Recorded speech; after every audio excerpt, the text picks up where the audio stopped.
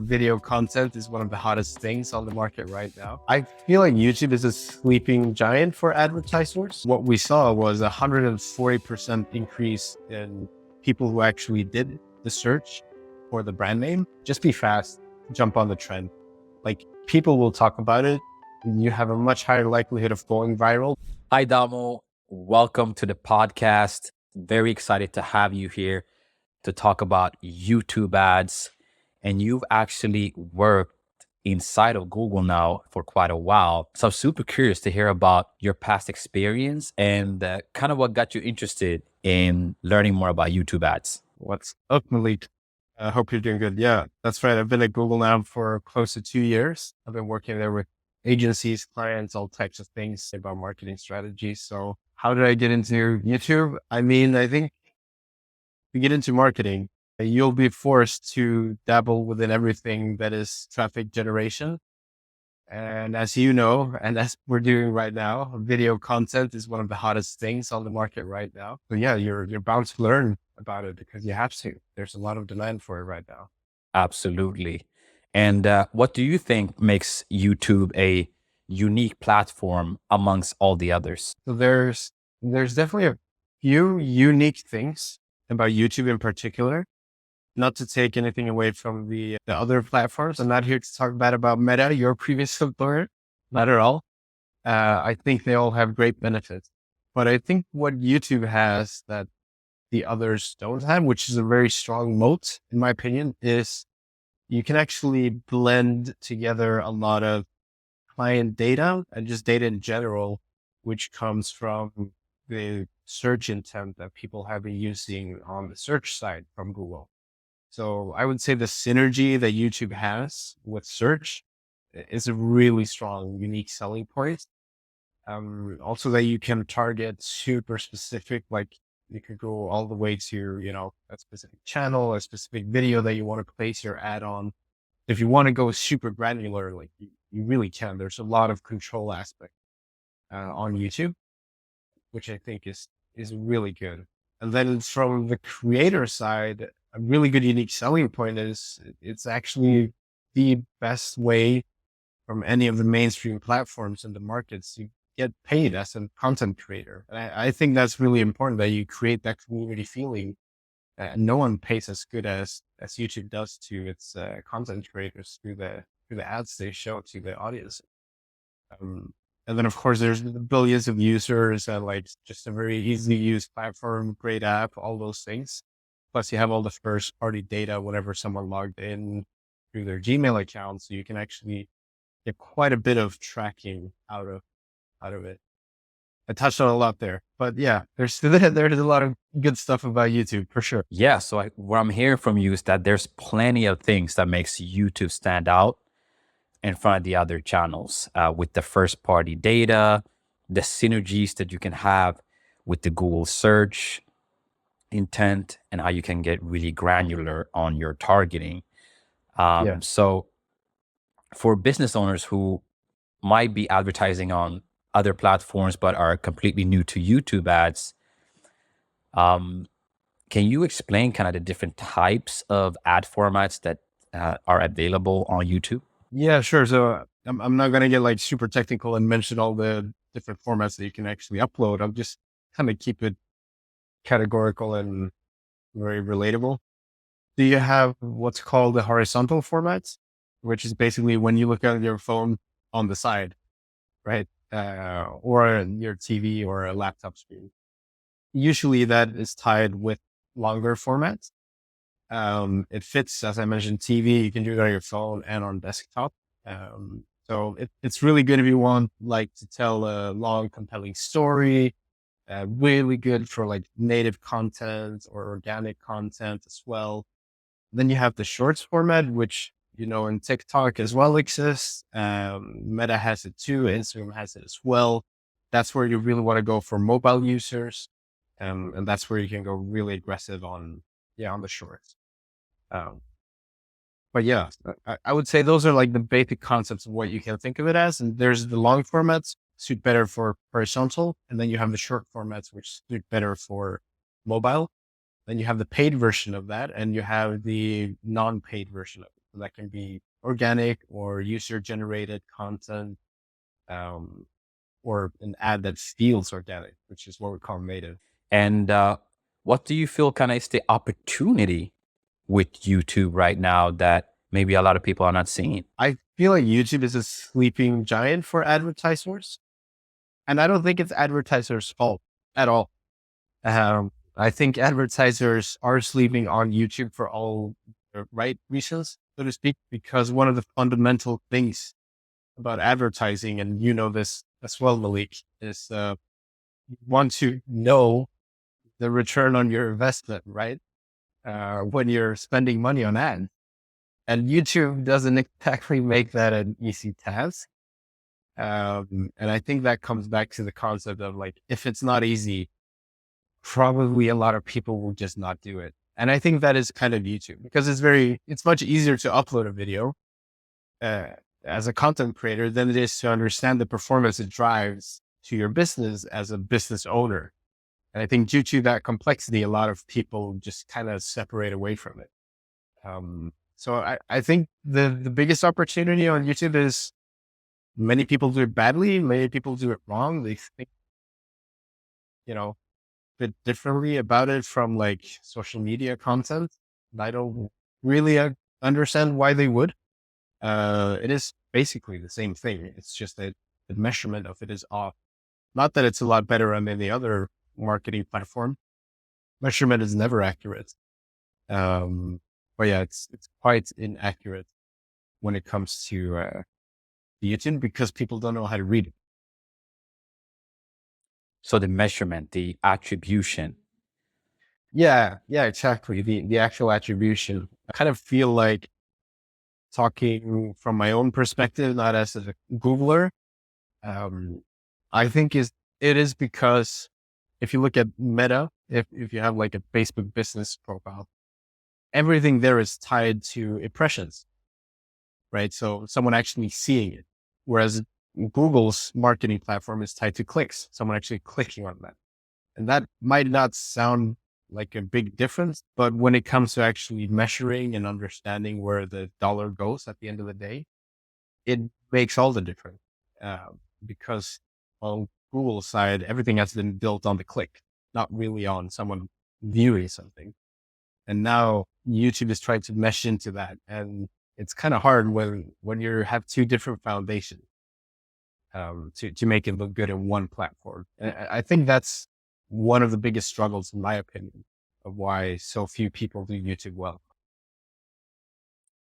Got it. And do you have an example of a business that have done YouTube well? I mean, even though a lot of people do it poorly, there's a lot of people that do it very well too. And very well, I kind of speak more of the result than the video. It's maybe a weird way to think about it, but you upload a video and you're like, well, the video has to be perfect. It has to be this, it has to be that. They have to say our brand name this many times. It has to be these colors, blah, blah, blah. But at the end of the day, it's like, you don't really care about the actual video itself. You just care about what it generated. So there's a lot of videos that are kind of ugly or like, they're definitely not made with a big budget or in a studio, and they're generating, tens, hundreds, millions of thousands of dollars in revenue for the companies. And I think a really good example of this, of course, I won't share any names, but a real life example of this was someone who actually I talked to, and their entire strategy was no one really knows about us, so we should do video so that they start knowing about us. And that's where I think this like video in general is super good for direct to consumer brands. So if you have your own individual brand, you're not selling someone else's brand, as well as if you're a lead generation tool or a SaaS tool or something like this. So the example I saw was they uploaded videos. They had a really good strategy going. Their videos weren't really nice. Like there was no budget. It was just a guy with his phone who went to a field and they were selling something. And he was just like on the field with the products, shooting some videos. That was the video. And then he did like 10 versions of that. But what they did really well was they pushed it, they measured it really cool. And then at the end of the whole thing, we looked at the year over year performance inside Google Ads, just on their brand search. like branded search campaign. We didn't even look at the video campaign. That didn't matter. What we looked at was how many more people now know of your brand, right? Because it's not like someone's just going to wake up one day and, Google Malick Jarboh, they have to have had a reason. They had to have been introduced to it. And what we saw was 140% increase in people who actually did the search for the brand name. And that same campaign had 300% more clicks, and it had almost, 500% the conversions compared to the previous year.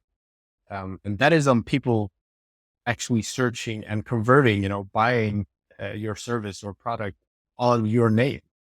And we always have a joke, like us who buy clicks on Google, we say, oh, just buy more brands. That would solve all the problems of things like ROAS and return on investment. But, you can only buy as much brand as people are searching for. So if there's not enough people searching for it, well, then you have to make them search for it. Got it. So the opportunity is really at the top of the funnel, at the awareness stage, to have more people search for you that you can later give your offer to. Am I getting that right? Yeah, for sure. So you definitely want to focus on, if you're starting out and you're selling something that no one knows about, like you have an original idea, which is very rare. But if you have an original idea, guess what? There's not a lot of people who had the same idea. They won't know that you even exist or what you're selling exists. So then you really have to go for that top of the funnel, create the awareness. But then you have to have something that actually measures the awareness and says, this was good, this was bad. And it's not just a sale or a generated lead. It can be things like, are people actually starting to search for you? Everything in marketing is an ecosystem. So one thing is getting traffic. The second thing is, all right, now you have traffic. Are they buying? If they're not buying, all right, then we need to fix the next problem. You're always solving a problem when you're doing marketing, in my opinion, even if it's clicks or if it's impression, doesn't really matter. But it's important to understand where the problem is so you can address it. Yeah, no, that sounds great. Well, if I would be in the position where now I have created a video for my business, how would you utilize Google Ads targeting capabilities to its fullest extent with YouTube ads? Yeah, so I think first thing is I wouldn't make one video. And I kind of want to run an analogy towards like stock investment. And let's say like YouTube is the stock market, right? So you go to YouTube and you're like, all right, I'm going to upload one video. Like with all the time I have and everything, like I'll just upload one video.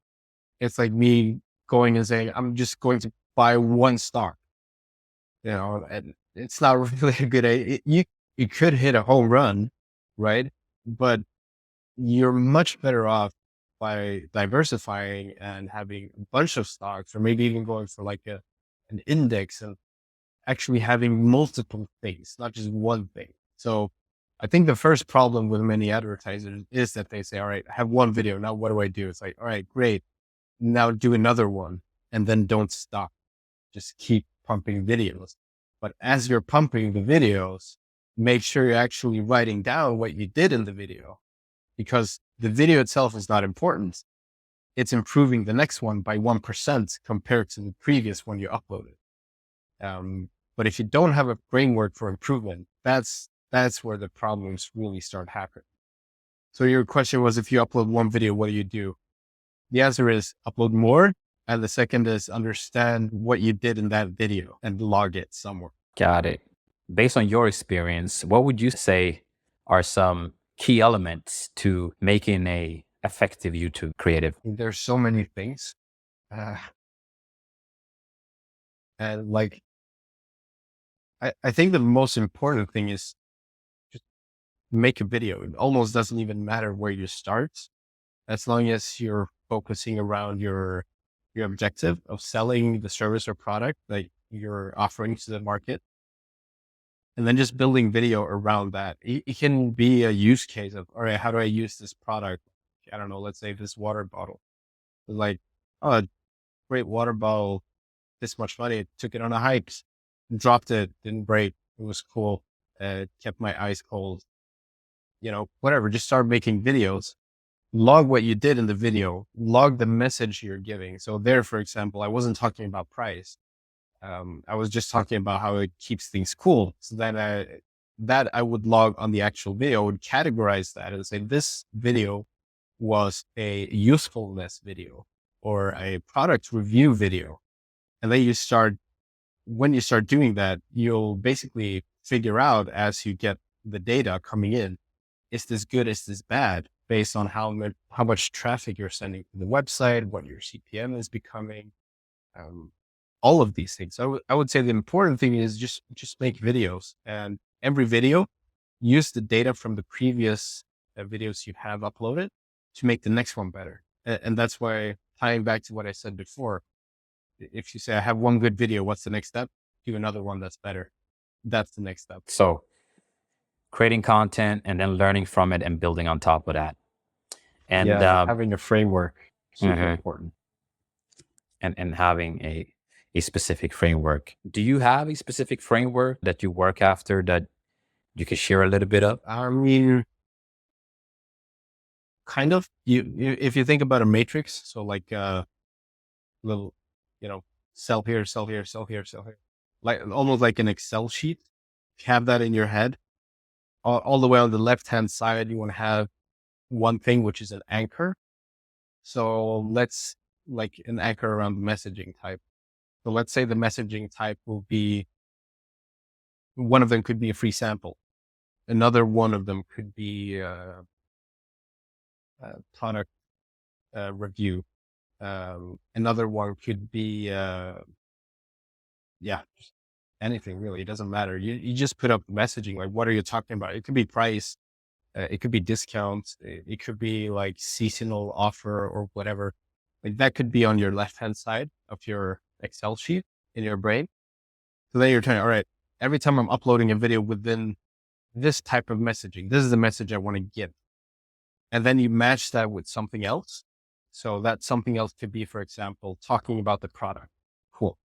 How about you talk about the brand in another video and see what it does? So in one, you talk just about the product. You don't talk about the brand. In the next one, you only talk about how the brand became the brand and what the foundations and values are and why it exists and all of these things. And then in another one, you can talk about you could get an influencer who has an existing audience, call that like extended trust, because you're leaning on the trust of someone else, and they could do the video for you and they could talk about one of these messaging types. And then once you have that, you'll start seeing which of the little squares delivered what result to you. And it's not about stop doing squares. It's about maybe one of the columns that you're following are, poor, and you can try another one, another messaging and something else versus another, another influencer or another price shift or a new product launch or whatever it is, or talking differently about your brand. And you measure that data that it brings up. That's when you really start being able to produce videos much better. So having that clear framework and then testing it out. Exactly. So it's just important that you kind of, I guess, write down and log all the videos you're uploading and then review their performance. And then just make sure that you're actually checking on the numbers. Like, okay, how many, just because you're getting 1 million views, it doesn't mean that it's good for your business. To figure out what good for your business is.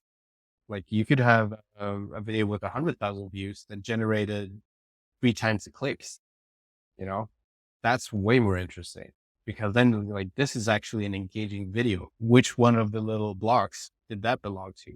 Was it the price? Was it talking about the brand? Was it using an influencer? Like which one of them was it that made this home run get hit? And then just iterate on that, make more versions of that one. Brilliant.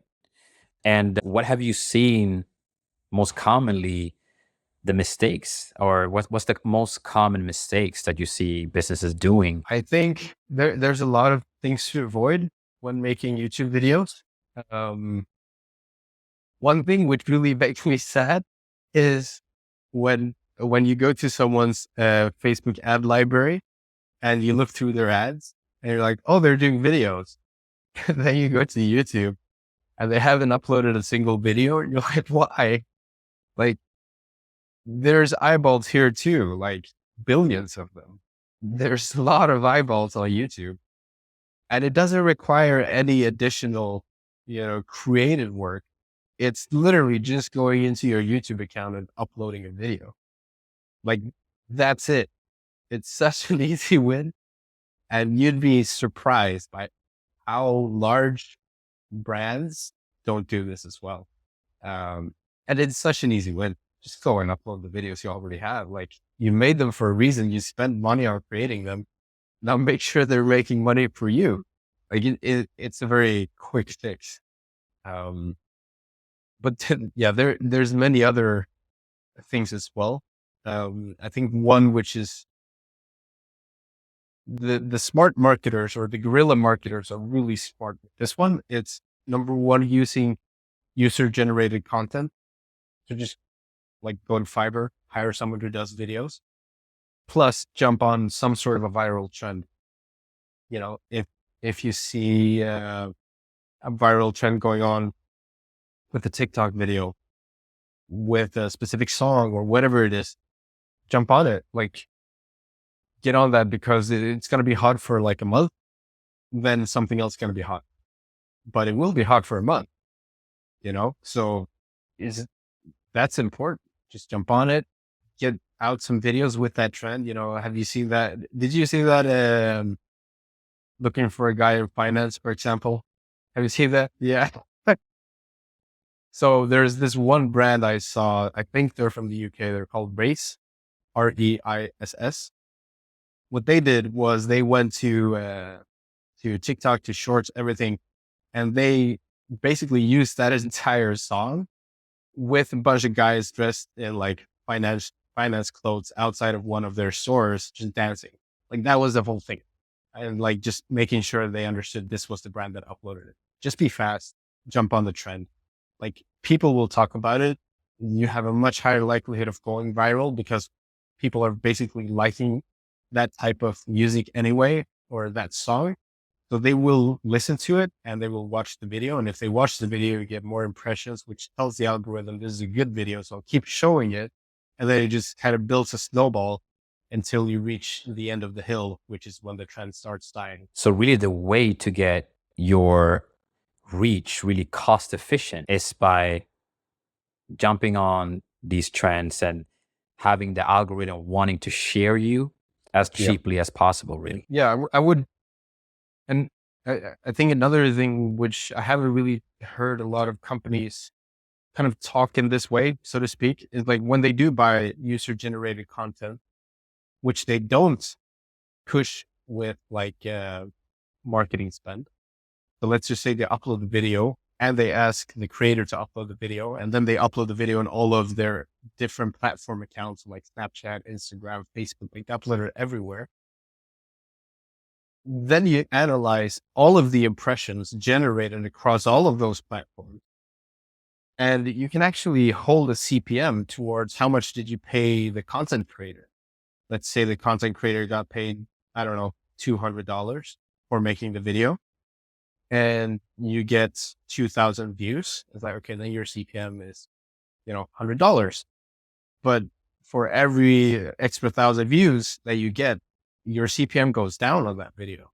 And eventually you might end up with a CPM of like $0.9, which is ridiculous. Like, where do you get that? You can't find that anywhere. Like, none of the marketing platforms are gonna give you that type of a CPM where you're buying it. No way. That's a very rare thing. And you would know that too, Malick. I mean, I've seen some crazy CPMs. I've seen some CPMs around $20. Definitely.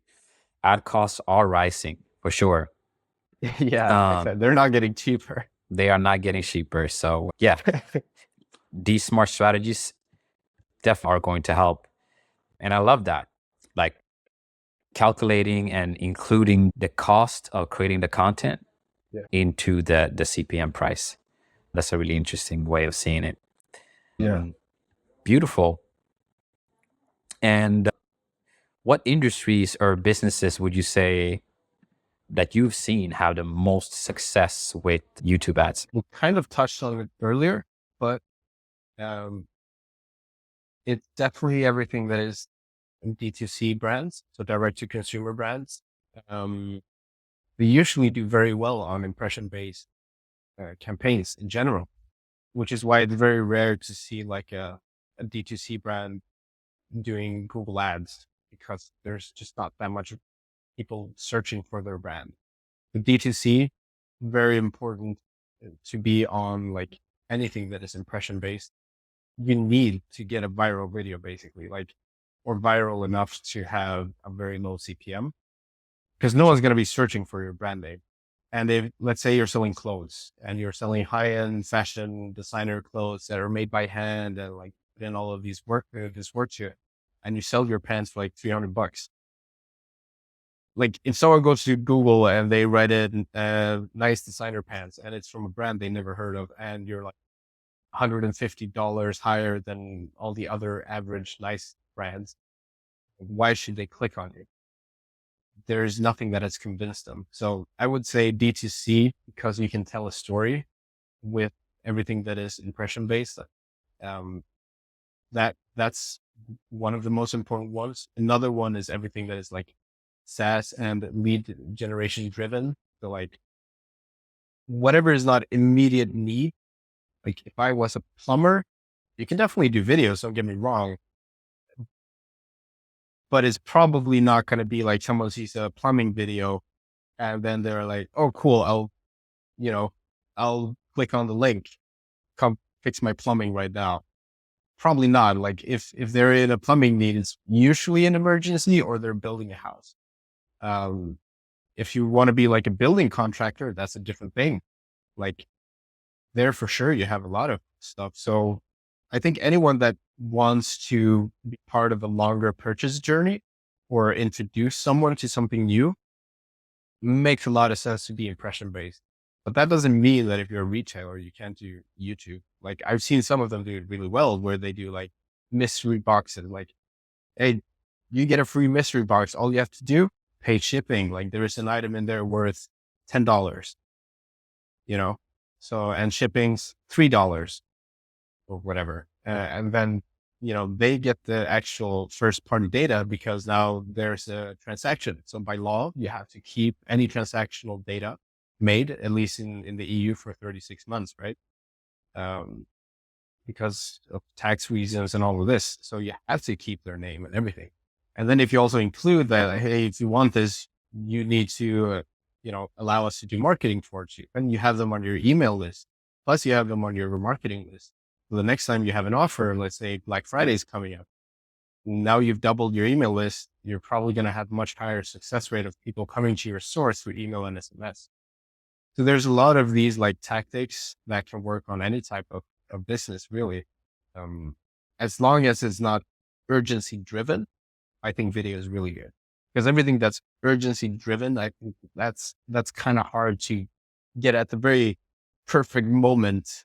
But that might be where the future is going. Maybe people will stop Googling for text based information and they'll start YouTubing for video based information. So who knows? That's maybe where it will go. Very interesting. And what practical advice would you give to business owners who just want to get started with YouTube ads? Yeah. I would say, don't think that you need a studio budget. You don't. Like, as I explained earlier, literally a guy went to a field in Denmark when there was not rain, because there's always rain in Denmark. He made a video like next to a little river, and like close-ups of the product with the river. Like, oh, look at it. It looks nice, right? Oh, it's so cool. You can get it now. Discount. Bam. That was the video. That's it. Like, that caused in the trip to the river. Like, it doesn't cost anything. So I would say, don't think too much that you have to have a studio. Don't be slow. Like, jump on the trend. Just don't get in the way of your business growing. Don't be like, oh, but what about, our font, like our brand font or our brand color, or like, how will this make the brand look? Like, don't upload a stupid video, but that should be common sense. But don't be too stingy, because you'll just get in the way of the data collection. because that's what videos are at the end of the day. They're just a bunch of data collection. You need people to sign up. You need them to actually get into your email address. You're not selling on the video. You're selling after. You're selling once they get introduced and become loyal. So just think of video as being not perfect, but really fast. That's what you really have to think of. And just make a lot of video. I think if they started doing more videos, they would just make way more money. There's a few brands that have become like $1 million brands in the US by only doing video. They don't even do search. Very interesting. So they're grown fast just by focusing on video. Yeah, 100%. Like even big brands that you and I know, like think about Monday.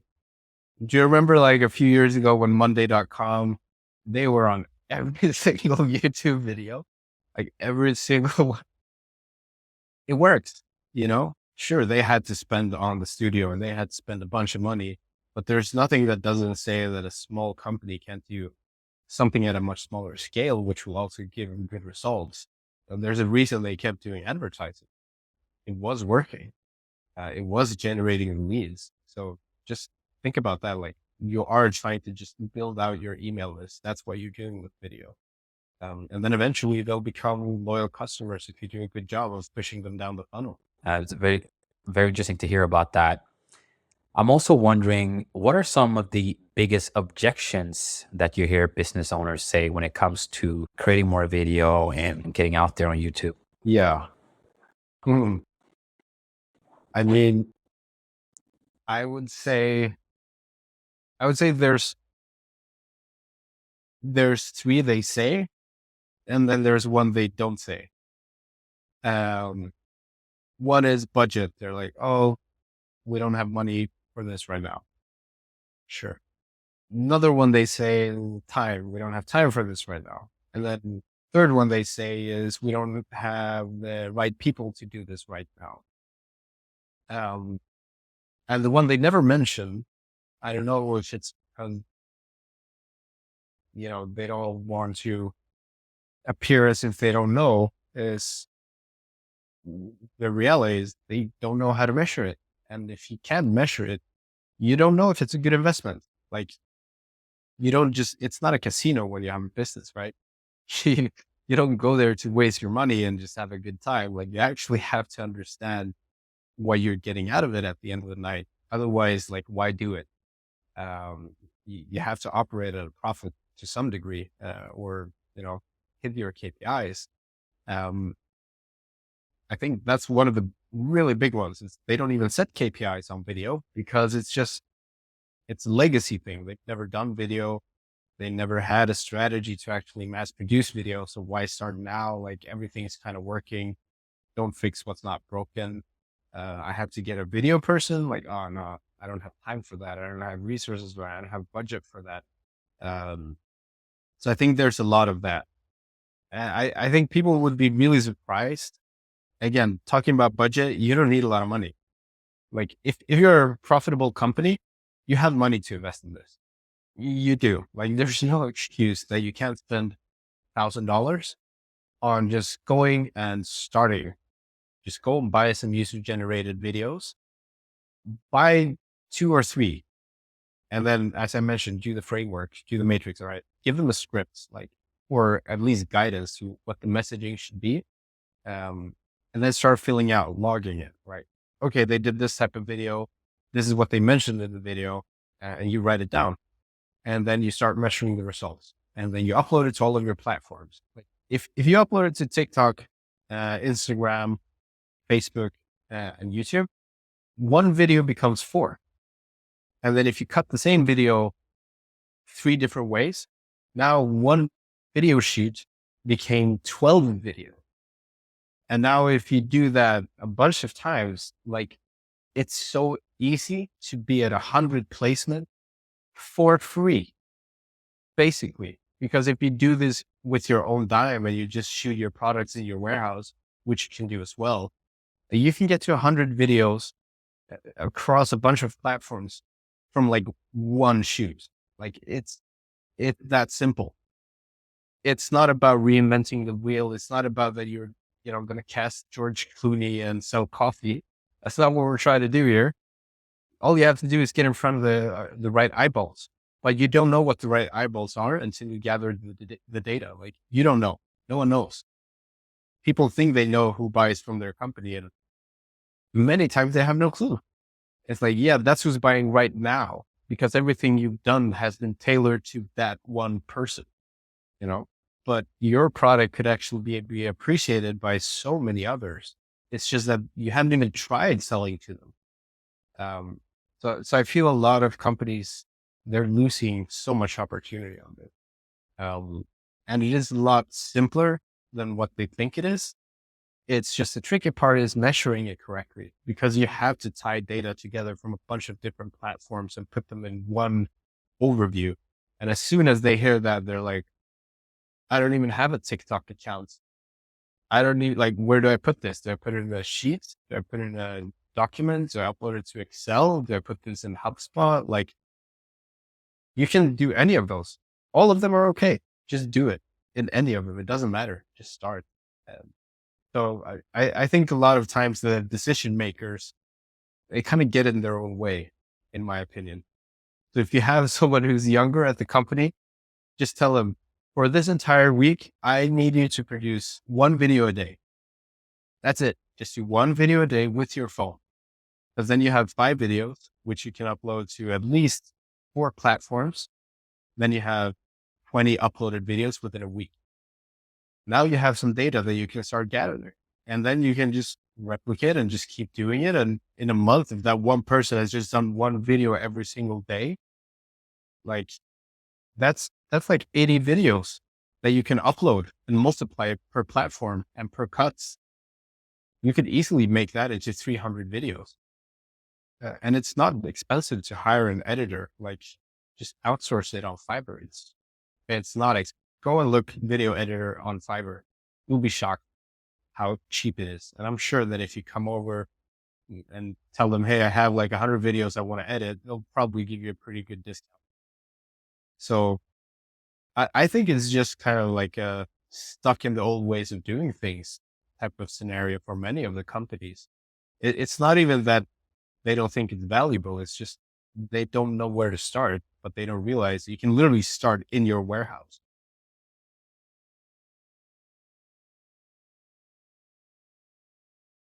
Start it and log it. Like, just log everything. Log it, and then if you're logging it, if you don't know how to read the data, as long as you logged it, one day you'll be able to get someone who can read the data. But if you haven't logged it, that's gonna be horrible. So just start logging it. Perfect. Just start and then start logging it. And is there anything else that you would like to share about leveraging YouTube? Yeah, so we kind of touched on it a bit earlier, but it is like, once you start getting into the paid side of video in general, this applies to not just YouTube, but, as you know, Malick, Meta as well. It is basically getting the algorithm to be in your favor. And you do this by giving the algorithm signals through something called conversion tracking. Most business owners who do online will know what this is, but it's just when, conversion tracking is like when someone makes a purchase, you're able to send that information back to the platform that generated the click or the user or the impression that led to that purchase. But it doesn't have to be a purchase. It can be things like just going to the website. Something that people forget is that algorithms are not perfect. And if they don't have data, they're less than perfect. They're kind of useless. Like, probably you and me could do a better job manually than an algorithm that only has like 5 to 10 touch points of conversion data. So the important thing is make sure you have good amount of data. And when I say good amount of data, I mean like 50 conversions on a campaign. That's a good amount of data for the algorithm to be like, I see a pattern. I can start connecting some dots, and I can start making this video appear in front of more people, like the 50 people that just converted. So it doesn't have to be purchased. It just has to be something that it can understand and create a pattern with. If you don't give it that, it's going to be very hard and you'll spend a lot of money in waste. That's super interesting. How could people reach out to you if they have any questions about YouTube? Well, I mean, if you have someone who's an account strategist, an account executive, account manager at Google tied to your Google account, they'll be more than happy if you send them an email and say, hey, I want to start doing some YouTube. Let's just talk about it. There are so many internal workshops and tools that we can share with the clients. Of course, it's all like confidential when it's being shared through those channels, but they're more than happy to help you out. If you have someone tied. If you don't have someone tied to it, you can send me a message on LinkedIn. I'm always happy to just talk about marketing and, expand my network. So I don't have anything against if people want to reach out to me and send me a message. And yeah, we can talk about some non-confidential YouTube stuff. It's always fun. Awesome. Thank you so much for taking the time today, Damodar. I will put all your information on how to get to your LinkedIn in the show notes. This was super interesting and very valuable. Thank you so much. Yeah, thank you for inviting me. I hope to be back soon. Definitely. Thanks, man. All right. Thanks.